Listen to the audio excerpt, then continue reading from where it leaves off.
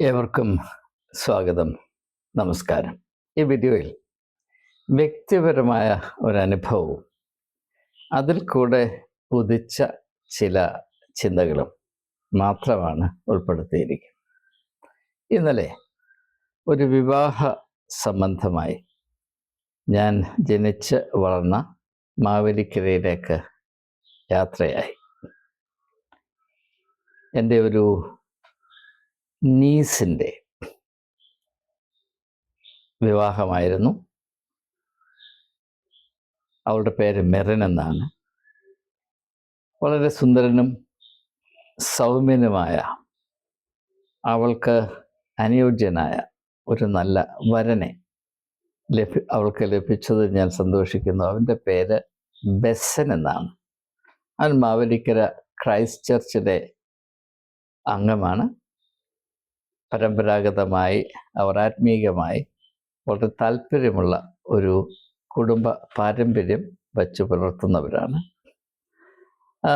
പല സ്നേഹിതരെയും അത് സംബന്ധമായി കണ്ടുമുട്ടാൻ കഴിഞ്ഞതിൽ ഞാൻ സന്തോഷിക്കുന്നു. എന്നാൽ അതൊന്നുമല്ല എൻ്റെ പ്രതിപാദ്യ വിഷയം. വിവാഹശേഷം സാധാരണ ഉള്ളതുപോലെ വിവാഹ സദ്യ ഉണ്ടായി. അപ്പോൾ സദ്യയിൽ പുരോഹിതന്മാരുടെ കൂടെ ഞാൻ ഇരിക്കണം എന്ന് പറഞ്ഞെന്നെ നിർബന്ധിച്ചു, എന്നെ അവിടെ കൊണ്ടുപോയി. പക്ഷേ എൻ്റെ മനസ്സ് അതിനനുവദിച്ചില്ല. കാരണം എനിക്ക് പുരോഹിതന്മാരോട് വിരോധമുണ്ടായിട്ടില്ല. മനുഷ്യരുടെ ഇടയിൽ ചേരിതിരിവുണ്ടാകുന്നതിനെ ഒരു വിധത്തിലും എനിക്ക് സഹിക്കാൻ സാധിക്കുന്നില്ല.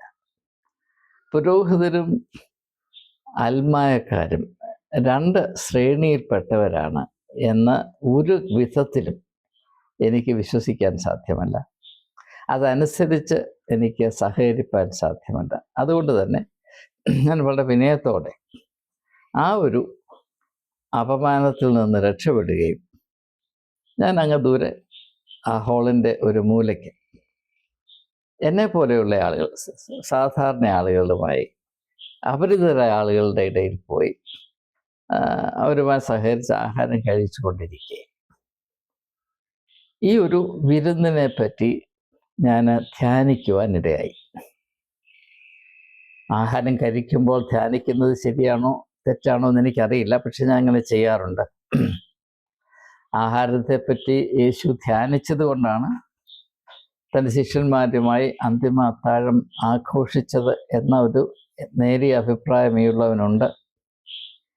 ആഹാരത്തിൽ വലിയ ആത്മീയതയുണ്ട് എന്ന ഒരു തിരിച്ചറിവ് എൻ്റെ ഉള്ളിൽ ഉടലെടുത്തിട്ട് നാളേറെയായി. എന്ന് മാത്രവുമല്ല, മനുഷ്യൻ്റെ എല്ലാ അനുഭവങ്ങളിലും ആത്മീയമായ വെളിച്ചത്തിൻ്റെ സാധ്യതയുണ്ട് എന്ന് യേശുവിൻ്റെ പഠിപ്പീരുകളിൽ കൂടെ എനിക്ക് ബോധ്യപ്പെട്ടിട്ടുള്ള ഒരു യാഥാർത്ഥ്യമാണ്. ആത്മീയതയുടെ പരിധിയിൽ നിന്ന് വിട്ടു നിൽക്കുന്ന ഒരു അനുഭവവും മനുഷ്യർക്ക് മനുഷ്യത്വത്തിൻ്റെ ആ തോതിൽ വെച്ച് നോക്കുമ്പോൾ, അല്ലെങ്കിൽ പരിഗണനയിൽ വെച്ച് നോക്കുമ്പോൾ സാധ്യമല്ല എന്നതാണ് എൻ്റെ യാഥാർത്ഥ്യം. അത് അതിനെപ്പറ്റി കൂടുതലാണ് ഞാൻ പറയുന്നത്. അപ്പോൾ ഞാൻ അങ്ങനെ ആ സദ്യ ആസ്വദിച്ചുകൊണ്ടിരിക്കുമ്പോൾ തന്നെ എൻ്റെ മനസ്സിൽ മറ്റൊരു സദ്യ നടന്നുകൊണ്ടിരിക്കുകയാണ്. അപ്പോൾ രണ്ട് സദ്യകളാണ് ഒരു വിവാഹ ചടങ്ങിൽ പങ്കെടുത്തതോടുകൂടെ എനിക്ക് ലഭിച്ചത് എന്നതാണ് എനിക്ക് മുഖ്യമായി നിങ്ങളോട് പറയാൻ. എന്താണ് ഈ രണ്ടാമത്തെ സദ്യ? അതിൻ്റെ വിഭവങ്ങൾ എന്തായിരുന്നു? അത് ആ ഇന്നലത്തെ സദ്യയിൽ പങ്കെടുത്തപ്പോൾ യോഹന്നാന്റെ സുവിശേഷം 2-ാം അധ്യായത്തിൽ രേഖപ്പെടുത്തിയിരിക്കുന്ന മറ്റൊരു സദ്യയെ പറ്റി എനിക്ക് ഓർമ്മ വന്നു. അതുകൊണ്ടാണ് ഈ രണ്ട് സദ്യകളിലേക്ക് എനിക്ക് പ്രവേശിക്കുവാൻ ഒരേ സമയത്ത്. കാനായിലെ കല്യാണത്തിൽ നടന്നത് എന്താണ്? അത് തീർച്ചയായും ഒരു ദരിദ്ര കുടുംബത്തിലെ വിവാഹമായിരുന്നു, അല്ലെങ്കിൽ വീഞ്ഞു തീർന്നു പോകുമായിരുന്നില്ല. എന്നാൽ അത്ഭുതകരമായൊരു യാഥാർത്ഥ്യം, നമുക്ക് ഏവർക്കും പ്രത്യാശയും ആവേശവും നൽകുന്ന ഒരു യാഥാർത്ഥ്യം, അങ്ങനെ അവിടെ വീഞ്ഞു തീർന്നില്ലായിരുന്നുവെങ്കിൽ ഈ അതിമനോഹരമായ, എക്കാലത്തും മനുഷ്യൻ്റെ ശ്രദ്ധയെ ആകർഷിക്കുന്ന ഈ വലിയ അത്ഭുതം നടക്കുമായിരുന്നില്ല. ആ വലിയ ഇല്ലായ്മ കൊണ്ടാണ് നമുക്ക് വലിയൊരു സമ്പത്തുണ്ടായത്. അവിടെ വീഞ്ഞ് തീർന്നു പോയത് കൊണ്ടാണ് നമുക്കിപ്പോൾ വീഞ്ഞ് ലഭിച്ചുകൊണ്ടേയിരിക്കുന്നത് എന്നത് ദൈവികമായ പ്ലാനിൻ്റെയും പദ്ധതിയുടെയും ഒരു പ്രത്യേകമായ ചടുലതയാണ്, സൗന്ദര്യമാണ് എന്ന് ഈ സമയത്ത് ഒന്ന് ഹ്രസ്വമായി സൂചിപ്പിക്കുക മാത്രമേ ചെയ്യുന്നുള്ളൂ. ഇപ്പോൾ ഇത് സംബന്ധമായ ഒരു പ്രത്യേകമായ ചിന്ത എൻ്റെ മനസ്സിൽ വന്നത്, അവർക്ക് വീഞ്ഞില്ല, അല്ലെങ്കിൽ അവിടെ വീഞ്ഞ് തീർന്നു പോയി എന്ന് യേശുവിനെ അറിയിക്കുന്നത് അവൻ്റെ മാതാവാണ്. യേശു സ്നേഹിക്കുകയും വളരെയധികം ബഹുമാനിക്കുകയും ചെയ്ത തൻ്റെ മാതാവ് കന്യാമറിയം. അവൾ വന്ന് യേശുവിനോട് പറയുന്നു, അവർക്ക് വീഞ്ഞ് ഇല്ല. അപ്പോൾ യേശു പ്രതികരിക്കുന്നു, സ്ത്രീയെ, എനിക്കും നിനക്കും തമ്മിൽ എന്ത്? അതിനെപ്പറ്റി പലവിധമായ ഇൻ്റർപ്രിറ്റേഷൻസ് ഉണ്ട്. അതിലേക്കും നമ്മൾ ശ്രദ്ധ തൽക്കാലം തിരിക്കണമെന്ന് ഞാൻ താല്പര്യപ്പെടുന്നില്ല. എൻ്റെ ശ്രദ്ധ ഇന്നലെ കുറേ നേരം കേന്ദ്രീകരിച്ച് നിന്നത് തികച്ചും വ്യത്യസ്തമായ രണ്ട് കാഴ്ചപ്പാടിലാണ്. അവിടെ സ്ഥിതി ചെയ്തിരുന്ന സാഹചര്യത്തെ വിലയിരുത്തിക്കൊണ്ട് അതിൽ പങ്കെടുത്ത എല്ലാ വ്യക്തികളുടെയും, പ്രത്യേകിച്ച് രണ്ട് കുടുംബങ്ങളുടെയും അവസ്ഥയോട് മനസ്സലിഞ്ഞ് അവരുടെ പ്രതിസന്ധിയിൽ അവരോട് താതാത്മ്യം പ്രാപിച്ച് കരുണയുടെ വെളിച്ചമായ ആ മാതാവ് തൻ്റെ മകനോട് ആ പ്രതിസന്ധിക്ക് പ്രതിസന്ധിയിൽ അവർക്ക് ആശ്വാസം പകരുവാൻ കഴിവുള്ളവൻ എന്ന് അവർ ആത്മാർത്ഥം വിശ്വസിച്ച തൻ്റെ മകനോട് ഈ സങ്കടം ഉണർത്തിക്കുകയാണ്. അപ്പോൾ അവർക്ക് വീഞ്ഞില്ല. അപ്പം ഇവിടെ നമുക്ക് കേന്ദ്രീകരിക്കേണ്ട വാക്ക് ഇല്ല എന്നുള്ളതാണ്. ഇല്ല. ജീവിതത്തിൻ്റെ എല്ലാ സാഹചര്യങ്ങളെയും നമുക്ക് ഈ ഒരു വാക്കിൽ കൂടെ കാണാൻ കഴിയും. ഇല്ല, ഇന്നതില്ല. നമ്മൾ ഏത് സാഹചര്യത്തിലാണെങ്കിലും അതിൽ ചില കാര്യങ്ങൾ ഉണ്ടാവില്ല. അപ്പം നമ്മൾ ചെറുപ്പമായിരുന്നപ്പോൾ നമുക്ക് വലിയ ലോക പരിജ്ഞാനമോ ഇല്ലായിരുന്നു. ഇല്ല, അറിവില്ല, അല്ലെങ്കിൽ പക്വതയില്ല, ലോകപരിചയമില്ല. എന്നാൽ നാം വാർദ്ധക്യമായിരുന്നപ്പോൾ നമുക്ക് ശൈശവത്തിൻ്റെ ആ ജീവിത പുതുമ, ദ ഫ്രഷ്നെസ് ഓഫ് ലൈഫ്. ആരെങ്കിലും എന്നോട് ചോദിക്കുകയാണ് ലോകത്തിലെ ഏറ്റവും വലിയ സമ്പത്ത് എന്താണെന്ന് ചോദിച്ചാൽ ഞാൻ പറയും ദ ഫ്രഷ്നെസ് ഓഫ് ലൈഫ്. ഇപ്പോൾ പൊട്ടി വിടർന്ന ഒരു മുകുളം പോലെ ജീവിതം ലോകത്തെ ആകമാനം നോക്കി പുഞ്ചിരിക്കുകയും അതിൻ്റേതായ പരിമളം പരത്തുകയും ചെയ്യുന്ന ഒരവസ്ഥ നമുക്ക് ഒരിക്കലും ഉണ്ടായിരുന്നു. ശൈശവം എന്ന് പറയും. അത് നഷ്ടപ്പെട്ടു പോയതിൻ്റെ ദുഃഖം നമ്മുടെ എല്ലാവരുടെയും ഉള്ളിലുണ്ട്.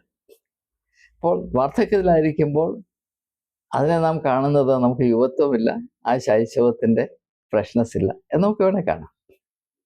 എന്നാൽ നമുക്ക് വേറൊരു വിധത്തിലും ജീവിതത്തിൻ്റെ എല്ലാ അവസ്ഥകളെയും കാണാം. ഇന്നതില്ല എന്നുള്ളതല്ല, ഇന്നതുണ്ട്. ഇപ്പോൾ കാനായിലെ കല്യാണ വിരുന്നിൻ്റെ സാഹചര്യത്തിൽ പറയുമ്പോൾ അവർക്ക് വീഞ്ഞില്ല, പക്ഷേ യേശു പറയും അവർക്കുണ്ട്. മാതാവ് പറയുന്നു അവർക്കില്ല. അത് മാതാവിൻ്റെ മാത്രം അഭിപ്രായമല്ല, അവിടെ പൊതുവായി ഉണ്ടായിരുന്ന അങ്കലാപ്പിൽ കൂടെ ഉദിച്ചു വന്ന അഭിപ്രായമാണ്. യേശു പറയുന്നു അങ്ങനെയല്ല, അവർക്കുണ്ട്. അവർക്ക് എന്തുണ്ട്? അവർക്ക് 6 കൽഭരണികളുണ്ട്. മാത്രവുമല്ല, അല്പം ഒന്ന് ദൂരേക്ക് കണ്ണടച്ചാൽ അവിടെ വെള്ളവുമുണ്ട്. മാത്രവുമല്ല, ആ വെള്ളം ഈ കൽഭരണികളിൽ നിറയ്ക്കാനുള്ള സാഹചര്യവുമുണ്ട്. അവിടെ ഭൃത്യന്മാരുണ്ട്. അതിനുവേണ്ടി വെള്ളം അവിടെ കോരി ആക്കി നിറച്ചുകൊണ്ടേ ഇരിക്കാനുള്ള ഭൃത്യന്മാരും അവിടെയുണ്ട്. പല കാര്യങ്ങളുണ്ട്. പക്ഷെ അതൊന്നും ഇല്ല എന്നൊരവസ്ഥയിൽ ഒറ്റ പ്രസ്താവനയിൽ ആ സാഹചര്യത്തെ ഒതുക്കുകയാണ്. അവർക്ക് വീഞ്ഞില്ല. ഇത് വളരെ ശ്രദ്ധേയമായ യാഥാർത്ഥ്യമാണ്. നമ്മുടെ ജീവിതം ഒരു വിവാഹ സദ്യ തന്നെയാണ്. ഇതിൽ ഇപ്രകാരമുള്ള പ്രതിസന്ധി ഉണ്ടാകും എന്നത് പ്രകൃതിയുടെ കാലത്തിൻ്റെ ഒരു നിയമം തന്നെയാണ്. പക്ഷേ പ്രതിസന്ധിയുടെ സാഹചര്യത്തിൽ വരുമ്പോൾ സാധാരണ ആളുകൾ ഇന്നതില്ല എന്ന് പരിഭ്രമിക്കുമ്പോൾ ഇന്നതുണ്ട് എന്ന് തിരിച്ചറിയുകയും അത് നമ്മുടെ ആത്മധൈര്യത്തിൻ്റെയും പ്രത്യാശയുടെയും സമാധാനത്തിൻ്റെയും നിദാനമായി നമ്മുടെ ഉള്ളിൽ പരിവർത്തിക്കുകയും ചെയ്യുന്ന അവസ്ഥയുടെ പേരാണ് ആത്മീയത എന്നുള്ളത്. ആ ഒരു കാഴ്ചപ്പാടിൽ കൂടെ മാത്രമേ ആ വിവാഹ സദ്യയിൽ ഉടലെടുത്ത പ്രതിസന്ധിക്ക് ഒരു പരിഹാരം കണ്ടെത്തുവാൻ സാധിക്കുകയുള്ളൂ. യേശുവിന് അപ്രകാരമുള്ളൊരു വ്യക്തിത്വം ഉണ്ടായിരുന്നത് കൊണ്ട് മാത്രമാണ് അവൻ്റെ അമ്മ അവനെ സമീപിക്കുവാൻ ഇടയായത്.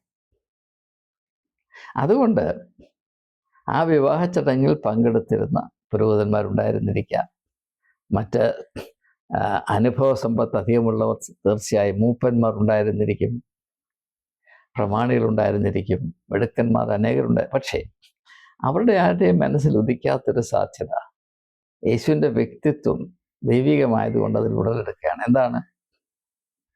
അവിടെയുള്ള കൽഭരണിയും അവിടെയുള്ള പ്രതിസന്ധിയും തമ്മിലൊരു ബന്ധമുണ്ട്. ആ ബന്ധം സൃഷ്ടിക്കുവാനുള്ള സാധ്യതയുണ്ട്. അവിടെ കൽഭരണിയും കൽഭരണിക്കപ്പുറത്ത് വെള്ളവും ഉള്ളത് കൊണ്ട് അവിടെ വീഞ്ഞുണ്ടാകും. പ്രിയമുള്ളവരെ, ഞാൻ നിങ്ങളോട് ചോദിക്കട്ടെ, വെള്ളമില്ലെങ്കിൽ വീഞ്ഞുണ്ടാകുമോ? ഈ ലോകത്തിൽ വെള്ളമില്ല എങ്കിൽ ഒരു തുള്ളി വീഞ്ഞ് ആരെങ്കിലും രുചിച്ചറിയുമോ? വെള്ളമാണ് ഇതിൻ്റെ ആധാരം. ഈ ആധാരമായ വസ്തു എപ്പോഴും നമ്മുടെ ജീവിതത്തിൽ ഉണ്ടായിരിക്കും, എപ്പോഴും. അതില്ലാതെ ഒരു മനുഷ്യൻ്റെയും അവസ്ഥ ഉണ്ടാവില്ല. ആധാരം. ഉദാഹരണമായി, യേശു യെരൂശലേം ദേവാലയത്തിൽ നിൽക്കുമ്പോൾ അവിടെ ആളുകൾ വഴിപാട് അർപ്പിക്കുന്ന ഇടത്ത് ഒരു സ്ത്രീ വന്ന് 2 കൊച്ച് കാശ് ഇടുമ്പോൾ അവളെ യേശു മനുഷ്യരാശിയുടെ മനസാക്ഷിയിൽ എന്നും രചിതരേഖകളിൽ ചിത്രീകരിക്കുവാൻ അവളുടെ കാര്യം എടുത്തു പറയുന്നുണ്ട്. അവിടുത്തെ പണക്കാരെ അപേക്ഷിച്ച് അവർ വലിയ സംഭാവനകൾ ഇടുമ്പോൾ അവരെ അപേക്ഷിച്ച് അവൾക്ക് ധനമില്ല. പക്ഷേ അവരെ അപേക്ഷിച്ച് അവൾക്കൊരു കാര്യമുണ്ട്. ആ ഉള്ള കാര്യം കാണുന്നവനാണ് യേശു. അത് എൻ്റെയും നിങ്ങളുടെയും പ്രത്യാശയുടെ ഏറ്റവും പ്രധാനപ്പെട്ട അടിത്തറയാണ്. യേശു നമ്മെ ഓരോരുത്തരെയും കാണുന്നത് ദൈവീകമായ വെളിച്ചമുള്ള എല്ലാ വ്യക്തികളും, ആത്മീകമായി കണ്ണു തുറന്നിട്ടുള്ള എല്ലാ വ്യക്തികളും ലോകയാഥാർത്ഥ്യങ്ങളെ കാണും, മനുഷ്യൻ്റെ അവസ്ഥയെ കാണുന്നത്. തീർച്ചയായും ദൈവം നമ്മെ കാണുന്നത് നമ്മളിൽ ഇന്നതില്ല എന്ന ഊന്നലിലല്ല, പിന്നെ ഇന്നതുണ്ട് എന്നതിലാണ്. നിങ്ങൾ ക്ഷമിക്കണം, ഞാൻ ഒന്ന് വീണ്ടും പരാമർശിക്കട്ടെ. പുരോഹിതവർഗം മറ്റുള്ളവരെ കാണുന്നത് അവരിൽ ഇന്നതില്ല എന്ന് മാത്രം വെച്ചിട്ടാണ്. എല്ലാവരും പാപികളാണ്, പാപികൾ, ഒരു നന്മയുമില്ല, നാം പഴന്തുണികളാണ്, അല്പന്മാരാണ്, പുഴുവായ യാക്കോബേ എന്ന് പറഞ്ഞാൽ പുഴുവായ മനുഷ്യൻ പുഴുവാണ്, ഇങ്ങനെ കാണുന്നു. അങ്ങനെ യേശു ആരെയും കണ്ടില്ല എന്നതാണ് മനുഷ്യരാശിയുടെ പ്രത്യാശ. യേശു ആരെ കാണുമ്പോഴും അവരുടെ ഉള്ളിലുള്ള വലിയ സാധ്യതകളെയാണ് കാണുന്നത്. 7 ഭൂതങ്ങൾ കൊണ്ട് വളരെ വിവശയായിരുന്ന് മറ്റുള്ളവരുടെ കണ്ണിൽ അപഹാസ്യപാത്രമായിരുന്ന മഗ്ദലക്കാരി മറിയ യേശു കണ്ടപ്പോൾ അവൾക്ക് സുബോധമില്ല എന്ന് വിചാരിച്ചല്ല കണ്ടത്, അവളൊരു വലിയ സാധ്യതയുണ്ട് എന്നാണ് യേശു കണ്ടത്. കൂനിയായ സ്ത്രീയെ കണ്ടത് അവിടെ നട്ടലൊളിഞ്ഞവളാണ് എന്നല്ല, അവളിൽ നിവർന്നു നിൽക്കുവാൻ അർഹതയുള്ള ഒരു അബ്രഹാമിൻ്റെ പുത്രിയുണ്ട് എന്നാണ് യേശു കണ്ടത്. ഇതാണ് വ്യത്യാസം. ഇത് നമ്മുടെ ഓരോരുത്തരുടെയും ജീവിതത്തിൽ നമുക്ക് പ്രാവർത്തികമാക്കാൻ സാധിച്ചാൽ വലിയ അനുഗ്രഹത്തിൻ്റെ കവാടങ്ങൾ തുറക്കുമെന്നതിന് യാതൊരു സംശയമില്ല. പക്ഷേ ദുർഭാഗ്യകരമെന്ന് പറയട്ടെ, അങ്ങനെയുള്ള പരിശീലനം നമുക്ക് ലഭിക്കുന്നില്ല. അപ്പോൾ ഇന്നലെ ആ വിവാഹ സദ്യയിൽ പങ്കെടുത്തപ്പോൾ എനിക്ക് ലഭിച്ചുകൊണ്ടിരുന്ന വേറൊരു സദ്യ, അത് ഈ അറിവാണ്. ഇന്നതില്ല എന്നതല്ല, ഇന്നതുണ്ട്. വീഞ്ഞില്ല എന്നുള്ളതല്ല, കൽഭരണിയുണ്ട്, വെള്ളമുണ്ട്. അതാണ് ആ അത്ഭുതത്തിൻ്റെ ഹൃദയത്തുടിപ്പ്. ഇത് എന്നെ സംബന്ധിച്ചിടത്തോളം ഒരു വലിയ സദ്യ തന്നെയായിരുന്നു എന്ന് പറയാതിരിക്കാൻ നിവൃത്തിയില്ല. എന്ന് മാത്രവുമല്ല, ആ സമയത്ത് എൻ്റെ ചിന്ത കടന്നുപോയ മറ്റൊരു കാര്യം വിവാഹ ചടങ്ങിനെ സംബന്ധിച്ചാണ്. വിവാഹ ചടങ്ങിൻ്റെ ആരംഭത്തിൽ പറയുന്ന ഒരു സ്ത്രീയും പുരുഷനും ഇങ്ങനെ ഒന്നായിത്തീരുന്നതിൻ്റെ പ്രധാനപ്പെട്ട കാര്യം അവർക്ക് സന്തതി ഉണ്ടാകണം, അവർക്ക് വൈകാരികമായ സംതൃപ്തി ഉണ്ടാകണം, പിന്നെ അവർക്ക് പരസ്പരമായ കരുതലിൻ്റെ സ്വകാര്യതയുടെ അനുഭവമൊക്കെ ഉണ്ടാകണം. എന്നാൽ അതിൽ ഉൾക്കൊള്ളിച്ച് അതിൻ്റെ കൂടെ പ്രഖ്യാപിക്കാത്ത, വെളിപ്പെടുത്താത്ത മറ്റൊരു വലിയ കാര്യമുണ്ട്. അത് പറഞ്ഞില്ലെങ്കിൽ ഒരു വിവാഹ ചടങ്ങും ക്രമവും പൂർത്തിയാകുകയില്ല എന്നാണ് ഇന്നലെ എനിക്ക് ബോധ്യപ്പെട്ടത്. അതെന്താണ്? ഉൽപ്പത്തി പുസ്തകം 2-ാം അധ്യായത്തിൻ്റെ അവസാന ഭാഗത്ത് പറയുന്ന, അതുകൊണ്ട് ഒരു പുരുഷൻ തൻ്റെ അപ്പനെയും അമ്മയെയും വിട്ട്, ഉപേക്ഷിച്ചെന്നല്ല പറയുന്ന, വിട്ട് തൻ്റെ ഭാര്യയോട് പറ്റിച്ചേരും, അവർ ഇരുവരും ഒരു ശരീരമായി തീരും. അതെന്തൊരു കണക്കാണ് എന്നാണ് ഞാൻ ചിന്തിച്ചത്. 1+1, ഞാൻ 1-ാം ക്ലാസ്സിൽ പഠിച്ചത് 1+1 = 2 എന്നാണ് ഞാൻ പഠിച്ചത്. പക്ഷേ വേദപുസ്തകം പറയുന്നത് 1+1 = 1 എന്നാണ്. ഇതെന്ത് കണക്കാണ് എന്ന് ഞാൻ ചിന്തിക്കാനിടയായി. ഞാനിതിന് മുമ്പ് ഇത് ചിന്തിച്ചിട്ടുണ്ട്. പക്ഷേ ഇന്നലെ അത് ചിന്തിച്ചപ്പോൾ എൻ്റെ മനസ്സിൽ വളരെ വ്യക്തമായ വേറിട്ട ഒരു അറിവാണ്, ബോധ്യമാണ് ഉടലെടുത്തത്. അതാണ് നിങ്ങളുമായി പങ്കിടുന്നതിൽ ഞാൻ സന്തോഷിക്കും. അത് പെട്ടെന്ന് എൻ്റെ മനസ്സിൽ വൈക്കം മുഹമ്മദ് ബഷീറിൻ്റെ ഓർമ്മ ജനിപ്പിച്ചു. വൈക്കം മുഹമ്മദ് ബഷീർ സ്കൂളിൽ പഠിച്ചുകൊണ്ടിരുന്നപ്പോൾ സാറ് ചോദിച്ചു, 1+1 എന്താണ്? അപ്പം ബഷീർ പറഞ്ഞു എന്നാണ് കഥ, അത് 1 തന്നെയാണ് എന്ന് പറഞ്ഞു. അപ്പോൾ സാറ് ചോദിച്ചു, അതെന്താ നീ അങ്ങനെ പറഞ്ഞു? മാഷേ, ഒരാറും വേറൊരാറും കൂടെ ചേർന്ന് ഒഴുകിയ അതിമ്മണി വലിയ അല്ലേ ആകത്തുള്ളൂ, 2 ആകുമോ എന്ന് അദ്ദേഹം ചോദിച്ചു എന്നാണ് കഥ. അപ്പോൾ വൈക്കം മുഹമ്മദ് ബഷീർ വലിയ ചിന്തകനും എഴുത്തുകാരനുമാകുമെന്ന് അന്നേ മാഷ് പറയേണ്ടതാണ്. പക്ഷേ മാഷ് അത് മനസ്സിലായില്ല എന്നാണ് തോന്നുന്നത്. നമ്മളാണെങ്കിലും അത് മനസ്സിലാക്കത്തില്ല, അത് ന്യായമാണ്. അപ്പോൾ അങ്ങനെ ഒരു യാഥാർത്ഥ്യം. പിന്നെ ഒരു പുതിയ പുഴയായിട്ട് അത് ഒഴുകുന്നു. അപ്പം 1+1 ചേർന്ന് 2 ആകാതെ 1 തീരണമെങ്കിൽ അവിടെ ഒരു രൂപാന്തരം സംഭവിക്കണം.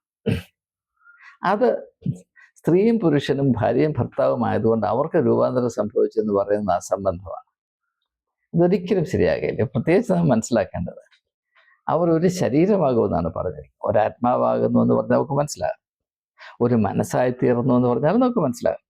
പക്ഷെ എങ്ങനെയാണ് ഒരു ശരീരമായി തീരുന്നത്? അതൊരിക്കലും മനസ്സിലാക്കാൻ സാധ്യമല്ല. അത് മനസ്സിലാക്കാൻ ഒറ്റ മാർഗമേ ഉള്ളൂ. അത് വൈക്കം മുഹമ്മദ് ബഷീറിനെ ഓർത്തപ്പോൾ എനിക്ക് മനസ്സിലായി. ഒരു പുഴയും മറ്റൊരു പുഴയും കൊണ്ട് ചേർന്നാൽ ഇമ്മണി വലിയൊരു പുഴയായി ഒഴുകും എന്ന് പറയുന്ന കുഞ്ഞു ബഷീറിൻ്റെ വലിയ ആശയം അതെന്താണ്? ഒരു സ്ത്രീയും പുരുഷനും ഒന്നായി തീർന്നാൽ അതിൽ കൂടെ ഒരു കുഞ്ഞ് ജനിക്കുന്നു. ആ കുഞ്ഞിൽ കൂടെ മാത്രമേ അവരൊരു ശരീരമായി തീരുകയുള്ളൂ. അവർക്ക് പിറക്കുന്ന കുഞ്ഞിൽ കൂടെ മാത്രമേ അവർ ശരീരമായി തീരുകയുള്ളൂ. എനിക്ക് യാതൊരു സംശയമില്ല. ഒരു സ്ത്രീ പുരുഷ ബന്ധത്തിൻ്റെ അഖണ്ഡതയുടെ നെല്ലിപ്പലക എന്ന് പറയുന്നത് അവർക്ക് പിറക്കുന്ന കുഞ്ഞ് തന്നെയാണ്. അതാണ് അവർ ഒന്നായി തീർന്നു, ഒരു ശരീരമായി തീർന്നു എന്നതിൻ്റെ ആത്യന്തികമായ തെളിവ്.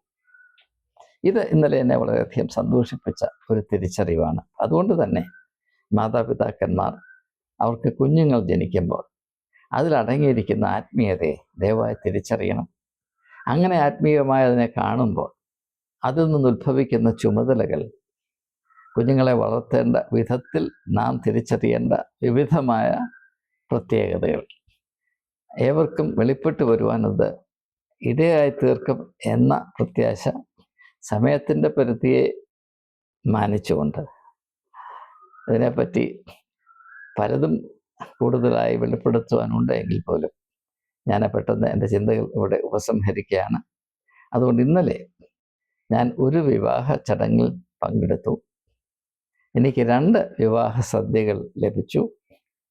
2ഉം വളരെ ആസ്വാദ്യകരമായിരുന്നു. എന്നാൽ എന്നെ ഏറ്റവും കൂടുതൽ സന്തോഷിപ്പിച്ചത് ആ വിവാഹത്തിൻ്റെ കേന്ദ്രബിന്ദുവായിരുന്ന മെറിനും ബെസനും അവരുടെ വ്യക്തിത്വത്തിൻ്റെ ആ സംഗമത്തിൽ ഞാൻ കണ്ട ആത്മീയമായ മാനുഷികമായ ചടുലത, മനോഹാരിത, വെളിച്ചം. 2 നല്ല വ്യക്തികൾ ഒന്നായിത്തീരുന്നതാണ് ലോകത്തിലെ ഏറ്റവും വലിയ സക്രമെന്ത് എന്ന് ഞാൻ ആത്മാർത്ഥമായി വിശ്വസിക്കുന്നു. ഇന്നലെ ഇത് കുറച്ചുകൂടെ ആഴത്തിൽ അനുഭവത്തിൽ കൂടെ എനിക്കത് മനസ്സിലാക്കാനിടയായി. അവർക്ക് 2 പേർക്കും ഹൃദയം നിറഞ്ഞ ആശംസകളും പ്രാർത്ഥനകളും അറിയിച്ചുകൊണ്ട് വാക്കുകൾ ഉപസംഹരിക്കുന്നു. ഏവർക്കും നമസ്കാരം.